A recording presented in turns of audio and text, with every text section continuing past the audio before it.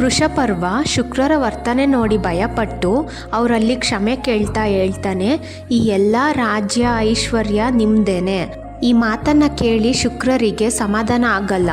ಅದಕ್ಕೆ ಪ್ರತಿಯಾಗಿ ಹೇಳ್ತಾನೆ, ನನ್ನ ಮಗಳು ದೇವಯಾನಿ ಬಳಿ ಹೋಗಿ ನೀವು ಕ್ಷಮೆ ಕೇಳಿ ಅವಳನ್ನು ರಾಜ್ಯದೊಳಗೆ ಕರ್ಕೊಬಂದಾಗ ನಾನು ನಿಮ್ಮನ್ನು ಕ್ಷಮಿಸ್ತೀನಿ. ಆಗ ವೃಷಪರ್ವ ದೇವಯಾನಿ ಬಳಿ ಬಂದು ಕ್ಷಮೆ ಕೇಳ್ತಾನೆ. ಅದಕ್ಕೆ ದೇವಯಾನಿ ಹೇಳ್ತಾಳೆ, ನಾನು ಕ್ಷಮಿಸ್ಬೇಕು ಅಂದರೆ ನೀನು ನಿನ್ನ ಮಗಳನ್ನ ಮತ್ತು ನಿನ್ನ ಮಗಳ ಜೊತೆ ಇರೋ 2,000 ದಾಸಿಯರನ್ನ ನನ್ನ ದಾಸಿಯರನ್ನಾಗಿ ಮಾಡಬೇಕು. ಅದ್ರ ಜೊತೆಗೆ ನಾನು ಮದುವೆಯಾಗಿ ಹೋದ್ಮೇಲೂ ಸಹ ನಿನ್ನ ಮಗಳು ಮತ್ತು ಆ 2,000 ದಾಸಿಯರು ನನ್ನ ಜೊತೆ ಬರಬೇಕು ಅಂದಾಗ ವೃಷಪರ್ವ ಒಂದು ಕ್ಷಣನೂ ಯೋಚನೆ ಮಾಡದೆ ತನ್ನ ಮಗಳನ್ನ ಮತ್ತೆ 2,000 ದಾಸಿಯರನ್ನ ಅರಮನೆಯಿಂದ ದೇವಯಾನಿ ಇರೋ ಜಾಗಕ್ಕೆ ಕರೆಸ್ತಾನೆ.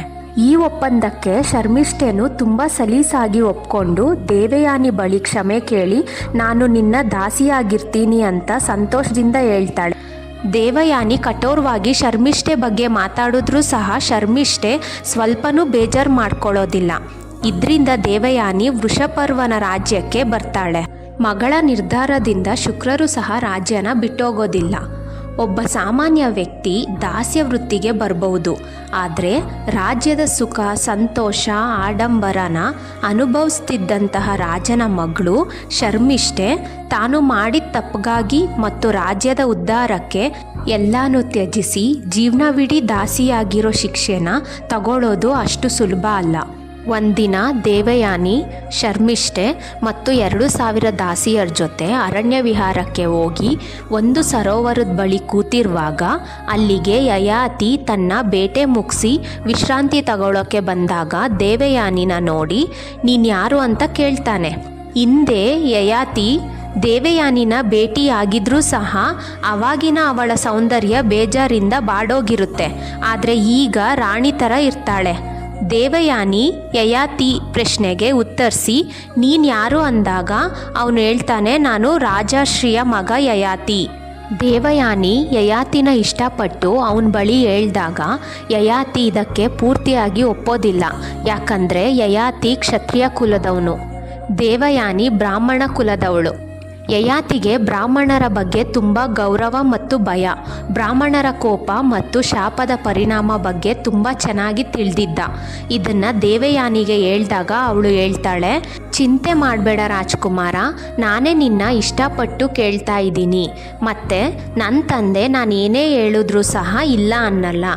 ಈಗಲೇ ಈ ವಿಷಯನ ನಾನು ನನ್ನ ತಂದೆಗೆ ಹೇಳ್ತೀನಿ ಅಂತ ತನ್ನ ತಂದೆನ ತಾನಿರೋ ಜಾಗಕ್ಕೆ ಸೇವಕಿನ ಕಳಿಸಿ ತಂದೆನ ಕರೆಸಿ ತನ್ನ ಪ್ರೀತಿನ ಹೇಳೋದ್ರ ಜೊತೆಗೆ ಯಯಾತಿನ ಪರಿಚಯ ಮಾಡಿಕೊಟ್ಟು ಅವನಲ್ಲಿ ಬ್ರಾಹ್ಮಣರ ಬಗ್ಗೆ ಇದ್ದ ಭಯನೂ ಕೂಡ ಹೇಳ್ದಾಗ ಶುಕ್ರರು ನನ್ನ ಮಗಳು ಇಷ್ಟದಂತೆ ಈ ಮದುವೆ ನಡೀಲಿ, ಬ್ರಾಹ್ಮಣನ ಬಗ್ಗೆ ಯಾವುದೇ ಭಯ ಬೇಡ ಅಂತ ಯಯಾತಿಗೆ ಸಮಾಧಾನ ಮಾಡ್ತಾ ಹೇಳ್ತಾನೆ.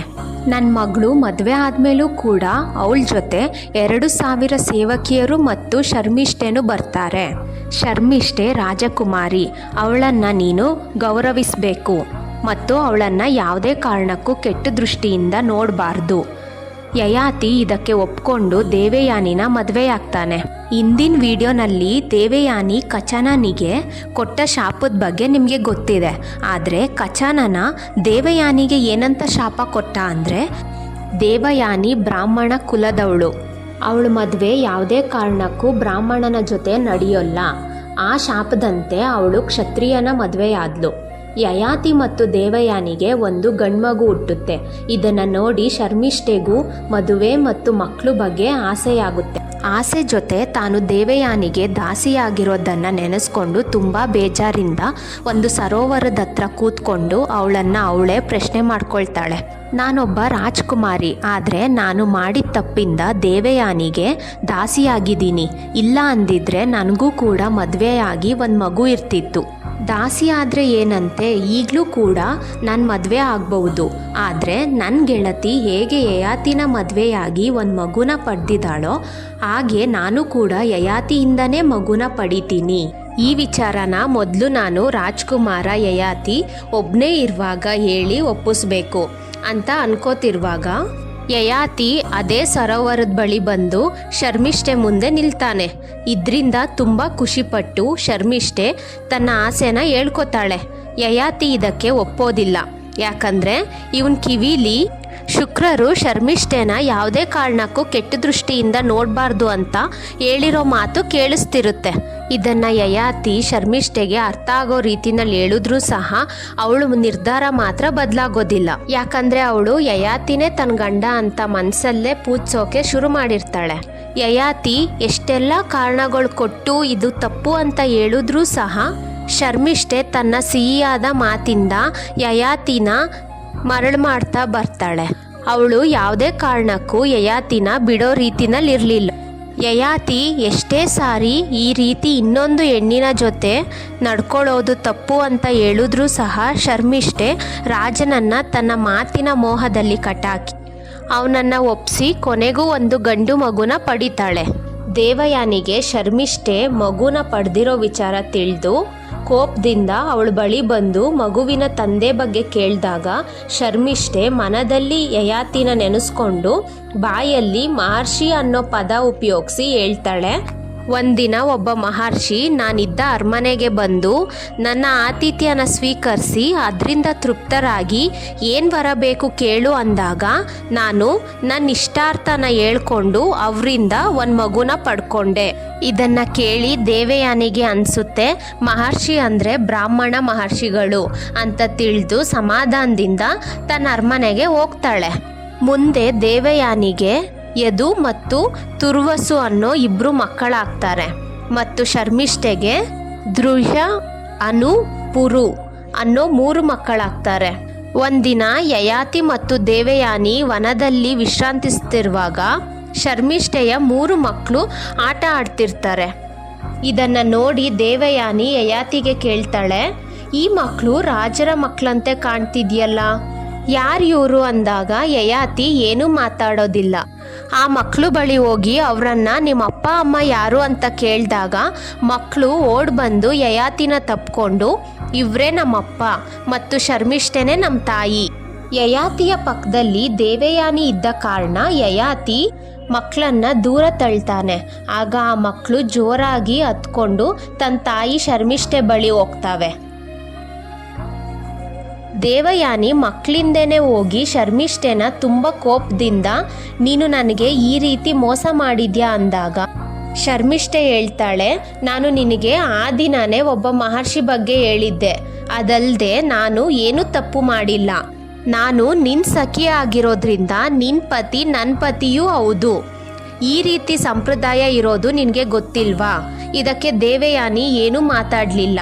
ರಾಜ ದೇವಯಾನಿ ಹಿಂದೆನೆ ಬಂದ ಕಾರಣ ದೇವಯಾನಿ ರಾಜನ ಕಡೆ ತಿರುಗಿ ನೀನು ನನಗೆ ಅಧರ್ಮ ಮಾಡಿದ್ಯಾ, ಒಂದು ಕ್ಷಣನೂ ನಾನು ಇಲ್ಲಿ ಇರೋದಿಲ್ಲ ಅಂತ ಹೇಳಿ ತನ್ನ ತಂದೆ ಬಳಿ ಹೋಗ್ತಾಳೆ. ಯಯಾತಿ ಕೂಡ ದೇವಯಾನಿನ ಸಮಾಧಾನ ಮಾಡ್ತಾ ಹಿಂದೆನೇ ಓಡ್ತಾನೆ.